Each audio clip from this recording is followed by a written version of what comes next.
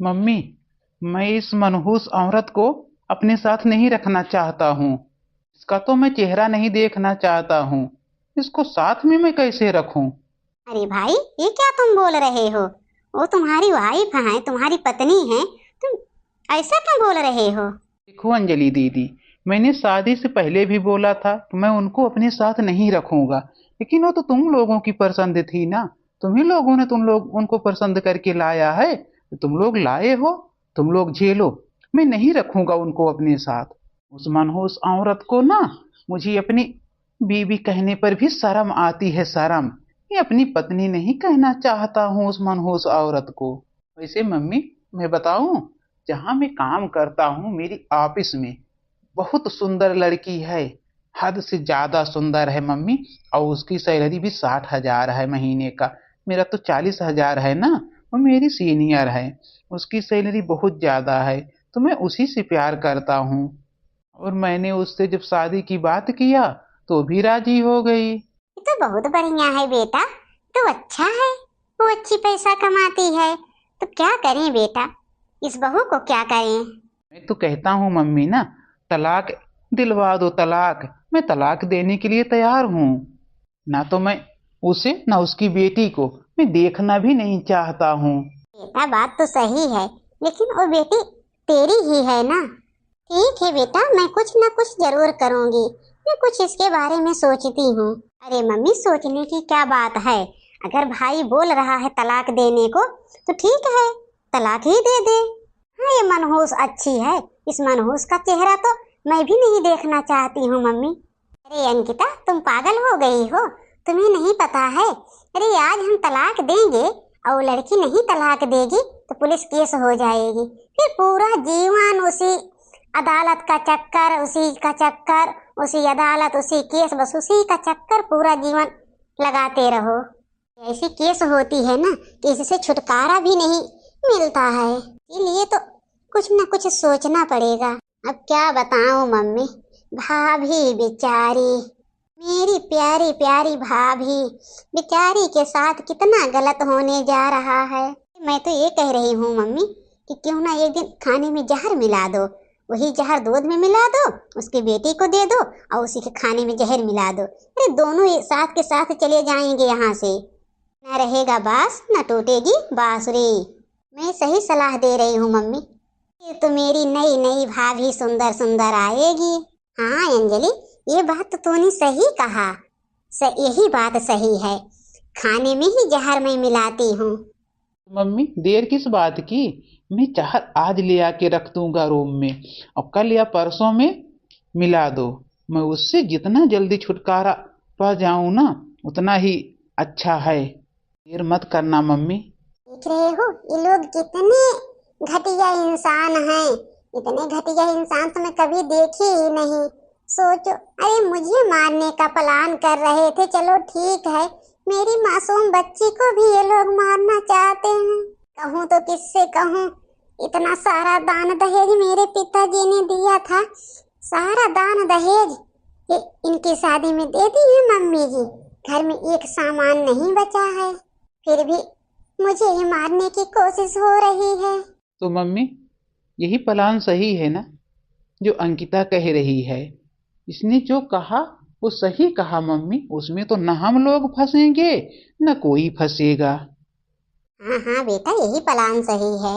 इन लोगों को क्या लगता है मैं अपनी मासूम बच्ची को इन लोगों के हाथ मरने दूंगी? ये लोग क्या सोचे हैं? मैं भी एक माँ हूँ, अपने बच्चों की हिफाजत करना जानती हूँ अच्छी तरह से। खाना हो गया भाभी? नहीं, खाना नहीं बना है। जिसको भूख लगी हो वो खाना बना ले, मुझे तो भूख ही नहीं है। ये तुम क्या बोल रही हो भाभी? जिसको भूख लगी है वो खाना बनाएगा? फिर तुम किस लिए आई हो? क्यों यहाँ आई हो?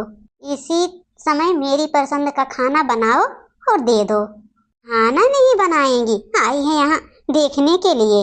तो अगर मैं भाई से कह दूंगी ना तो तुम्हारा पत्ता आज का आज ही साफ हो जाएगा, जान रही हो? तो एक दो दिन की मेहमान और कर लो जितना घमंड करना है।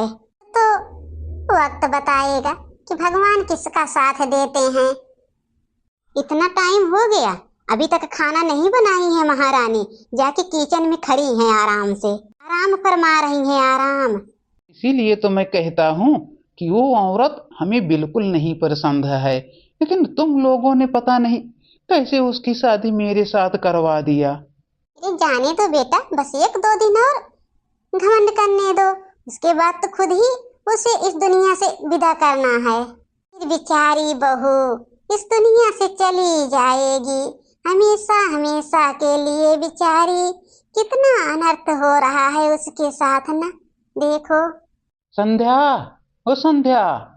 क्या हुआ जी, क्यों बुला रहे हो? मम्मी, तुम उस सोफा पे बैठो तो क्या कह रही हो? मैं चिल्ला रहा हूँ?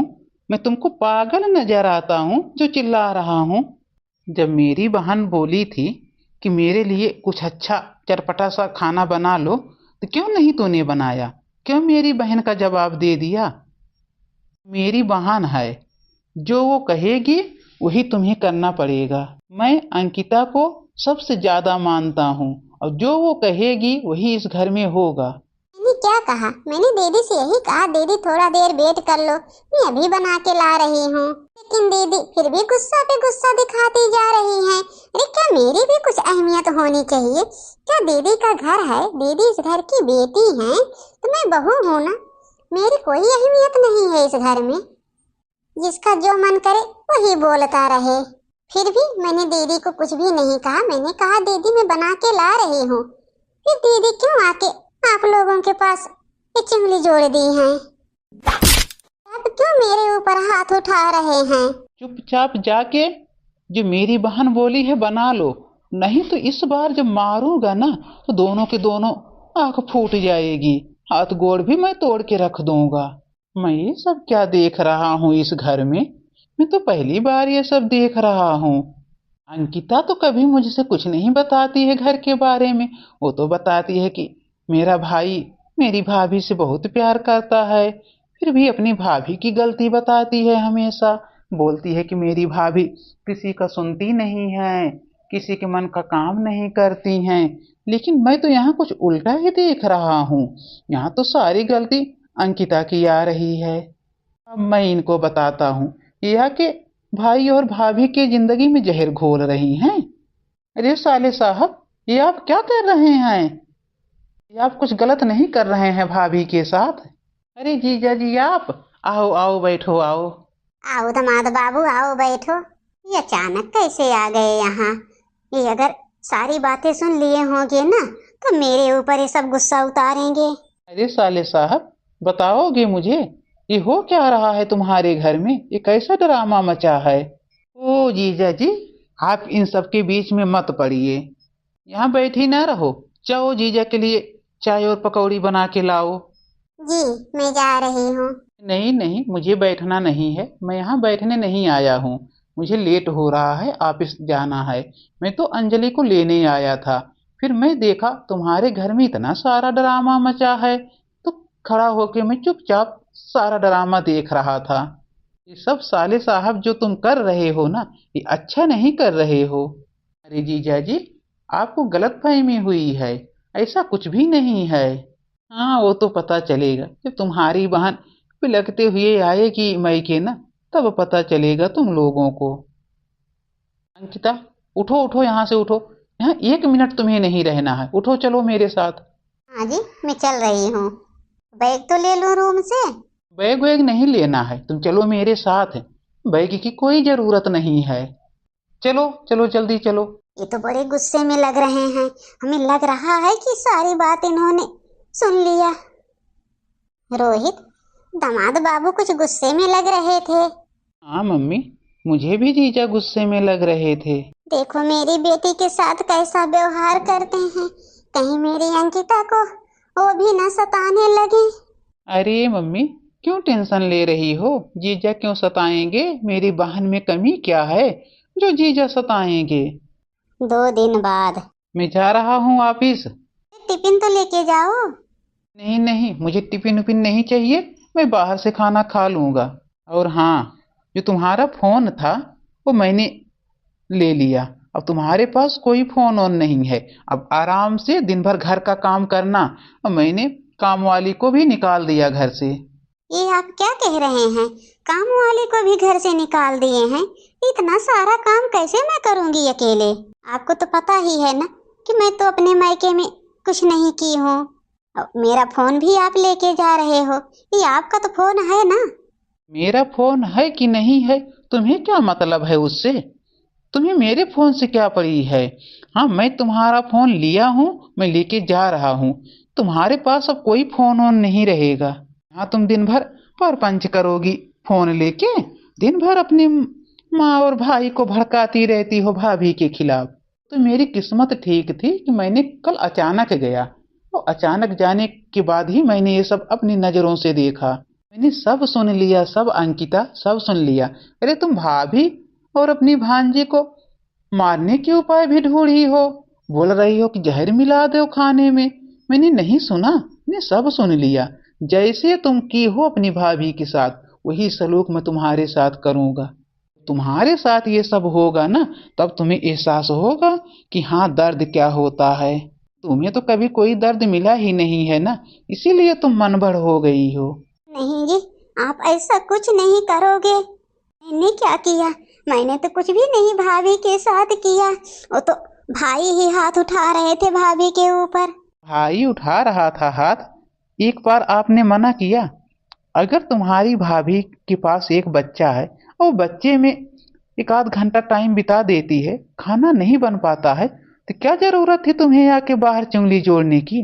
तूने ही उनको मरवाया है आज। इतनी चालाक बनती हो अंकिता ना, उतनी चालाक हो नहीं।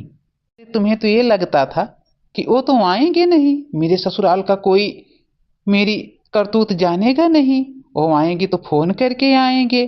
ये समझो अच्छा हुआ कि जो मैंने फोन करके नहीं गया था। आखिर संध्या भाभी में क्या कमी है?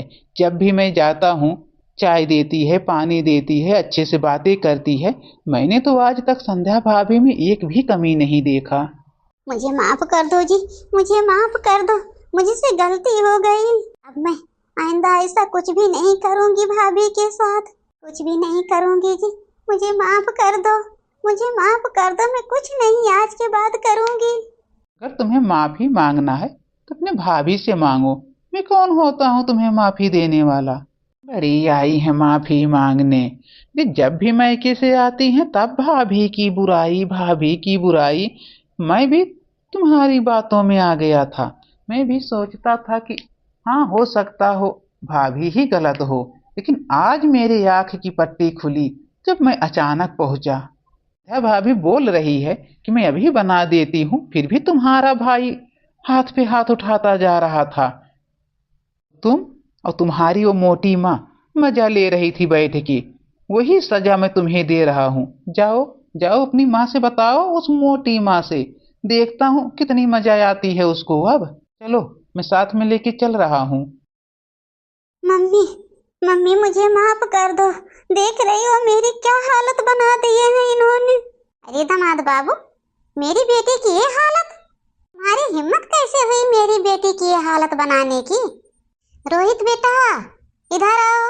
क्या हुआ मम्मी? देख लो, देख लो अपनी बहन की हालत। अरे ये क्या हुआ अंकिता बहन, क्यों तुम रो रही हो? अरे भाई, ये मैं अपनी ही करने की सजा भुगत रही हूँ।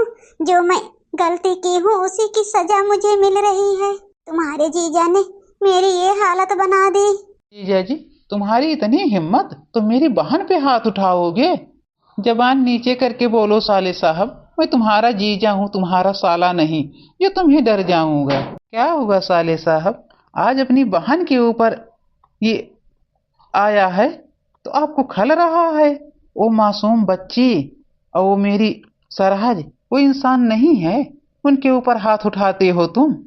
मासूम बच्ची तुम्हारी क्या बिगाड़ी है जो तुम उसकी जान लेने पे तुले हो? अगर तुम उसकी जान ले सकते हो, संध्या भाभी के ऊपर हाथ उठा सकते हो, तो क्या मैं अंकिता के ऊपर नहीं उठा सकता हूँ? ये तुम्हारी बहन है और राखो इसे, मुझे नहीं रखना है। भाई, भाई और कुछ मत बोलो, जितना ही बोलोगे मेरा ही घर बर्बाद होगा ना।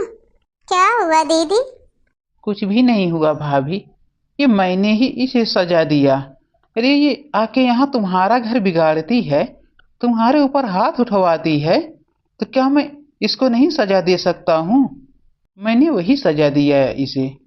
नहीं जीजा जी, जाने दो, वो जो कर रही है ना उन्हें करने दो, उन्हें अच्छा लग रहा है तो कर रही हैं। लेकिन जीजा आप मत ऐसा करो, आप तो समझदार हो ना, यहाँ इन लोगों की तरह बेवकूफ थोड़ी ना हो। भाभी मुझे माफ कर दो, ये सब मेरे ही कारण हो रहा है भाभी। अगर मैं आपको इतना नहीं सताती ना तो मेरे साथ ऐसा नहीं होता भाभी। ये जो हो रहा है मेरे ही करने का फल है। मुझे माफ कर दो भाभी, माफ कर दो बहू, माफ कर दो अंकिता को। अब ऐसी गलती हम लोग कभी नहीं करेंगे तुम्हारे साथ। भाई भाभी से माफी मांगो।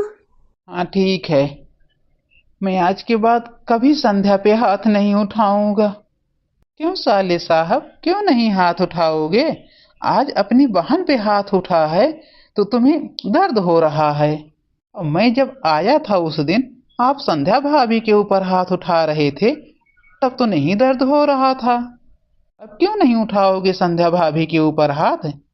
अब मेरी आंख खुल गई जीजा, मेरी आंख खुल गई। जैसे मैं करूंगा अपनी बीबी के साथ, वैसा ही मेरी बहन के साथ होगा। मुझे माफ कर दो जीजा, माफ कर दो। अब मैं कभी नहीं संध्या के ऊपर हाथ उठाऊंगा। मुझे भी माफ कर दो भाभी। ठीक है दीदी, मैं कब नाराज थी तुमसे, मैं तो माफ कर दिया। मम्मी अब आज के बाद भाभी को कभी गलत मत बोलना। हाँ हाँ अंकिता, ये सब तो तुम ही आके हमें सिखाती भड़काती थी ना। आज मेरी भी आंख खुल गई कि मैंने बहू को कितना सजा दिया था, वही सब सजा आज मेरी बेटी को मिला है। मेरी भी आंख खुल गई अंकिता, किसी की बेटी को कभी नहीं सताना चाहिए। चलो, तुम लोगों की आंख तो खुली।